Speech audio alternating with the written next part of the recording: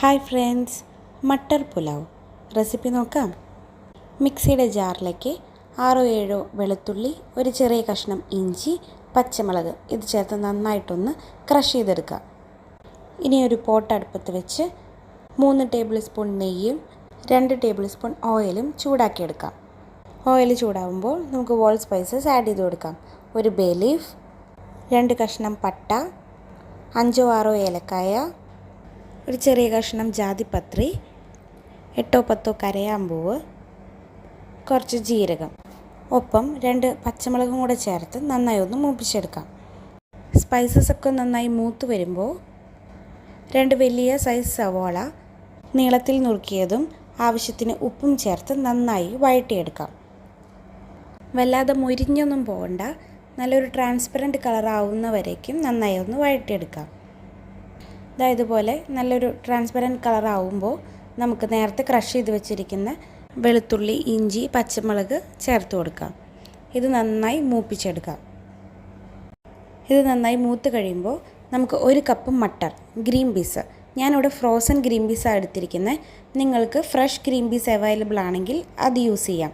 ഇതിൻ്റെ ഇടയിൽ ആൾക്കാർക്ക് ഡൗട്ട് വരാം, ഡ്രൈ ഗ്രീൻ പീസ്, ഉണക്ക ഗ്രീൻ പീസ് യൂസ് ചെയ്യാൻ പറ്റുമെന്ന്. അത് പറ്റത്തില്ല, ഇത് തന്നെ യൂസ് ചെയ്യണം, അല്ലെങ്കിൽ നമുക്ക് വേവ് സെറ്റ് ആവത്തില്ല. മട്ടർ ചേർത്ത് ഒരു 5 മിനിറ്റ് നേരം ഇതുപോലെ നന്നായി ഒന്ന് വഴറ്റി കൊടുക്കാം. 5 മിനിറ്റ് കഴിയുമ്പോൾ നമ്മൾ കുതിർത്തി വെച്ചിരിക്കുന്ന അരി ചേർത്ത് കൊടുക്കാം. ഞാനിവിടെ 2 കപ്പ് ബസ്മതി അരിയാണ് യൂസ് ചെയ്തിരിക്കുന്നത്. അരിയും ചേർത്ത് നന്നായി ഒന്ന് മിക്സ് ചെയ്ത് കൊടുക്കാം. ഞാൻ കുതിർത്ത അരി ഒരിക്കലും ഊറ്റി വയ്ക്കാറില്ല, ഡയറക്റ്റ് കുക്കിങ്ങിലേക്ക് യൂസ് ചെയ്യാറാണ് പതിവ്. അപ്പോൾ അരി പൊട്ടിപ്പോവാതെ ഇതുപോലെ നീളനെ തന്നെ കിടന്നോളും. ഈ മട്ടർ പുലാവിലേക്ക് ബസ്മതി അരി മാത്രമല്ല, ജീരകശാല അല്ലെങ്കിൽ കൈമ റൈസ്, നമ്മൾ ബിരിയാണിക്കൊക്കെ യൂസ് ചെയ്യുന്ന ചെറിയ റൈസുകളും ഇതിലേക്ക് യൂസ് ചെയ്താൽ മതി. ഞാനിവിടെ വെള്ളത്തിന് പകരം കോക്കനട്ട് മിൽക്കാണ് യൂസ് ചെയ്യുന്നത്. പുലാവിന് കോക്കനട്ട് മിൽക്കാണ് യൂസ് ചെയ്യുക. നിങ്ങൾക്ക് വെള്ളം വേണമെങ്കിൽ വെള്ളം ചേർത്താൽ മതി. ഞാനിവിടെ 1 ഗ്ലാസ്സിന് 1.5 ഗ്ലാസ് വെള്ളം അല്ലെങ്കിൽ കോക്കനട്ട് മിൽക്ക് എന്ന റേഷ്യോയിലാണ് ഞാൻ എടുത്തിട്ടുള്ളത്. ഇനി ഇത് നന്നായി മിക്സ് ചെയ്യുക. ഉപ്പ് നമ്മൾ നേരത്തെ മസാലയ്ക്ക് മാത്രമാണ് ഇട്ടിട്ടുള്ളത്. ഇനി നമ്മൾക്ക് റൈസിലേക്ക് മൊത്തമുള്ള ഉപ്പും കൂടെ ചേർത്ത് ഉപ്പ് ഒരു പടി മുമ്പിൽ നിൽക്കുന്ന രീതിയിൽ നമുക്ക് മിക്സ് ചെയ്ത് വയ്ക്കാം. തിളച്ച് കഴിയുമ്പോൾ ഏറ്റവും ലോ ഫ്ലെയിമിലിട്ടിട്ട് വേണം കുക്ക് ചെയ്തെടുക്കാൻ. ഇടയ്ക്ക് തുറന്ന് ഇതുപോലെ ഇളക്കി കൊടുക്കാം.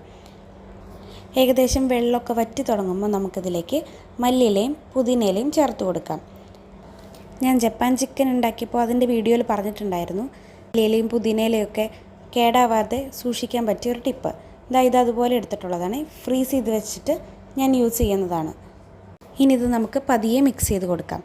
അരി പൊടിയാതെ പതുക്കെ മിക്സ് ചെയ്തെടുക്കാം. വെള്ളമെല്ലാം വറ്റി കഴിയുമ്പോൾ ഇതുപോലെ ചെറുതായി കുഴഞ്ഞ പോലെ നിങ്ങൾക്ക് ഫീൽ ചെയ്യും. പക്ഷെ പേടിക്കൊന്നും വേണ്ട, ഇത് കുഴഞ്ഞിട്ടില്ല. നമ്മൾ കുറച്ചേരം ഇതുപോലെ തന്നെ അടച്ച് വെച്ച് സെർവ് ചെയ്യുന്ന സമയത്ത് ഇതുപോലെ നന്നായിട്ട് അരിയൊക്കെ വിട്ട് നിൽക്കുന്നുണ്ടാവും. വെള്ളമൊക്കെ വറ്റി കഴിയുമ്പോൾ നമുക്ക് തീ ഫുൾ ഓഫ് ചെയ്യാം. സിമ്പിളല്ലേ നമ്മുടെ മട്ടർ പുലാവ്? എല്ലാവരും ഉണ്ടാക്കി നോക്കണേ. വീഡിയോ ഇഷ്ടമായെങ്കിൽ ലൈക്ക് ചെയ്യാനും ഷെയർ ചെയ്യാനും സബ്സ്ക്രൈബ് ചെയ്യാനും മറക്കരുത്. അടുത്തൊരു വീഡിയോയിൽ കാണുന്നവരേക്കും ബൈ ബൈ.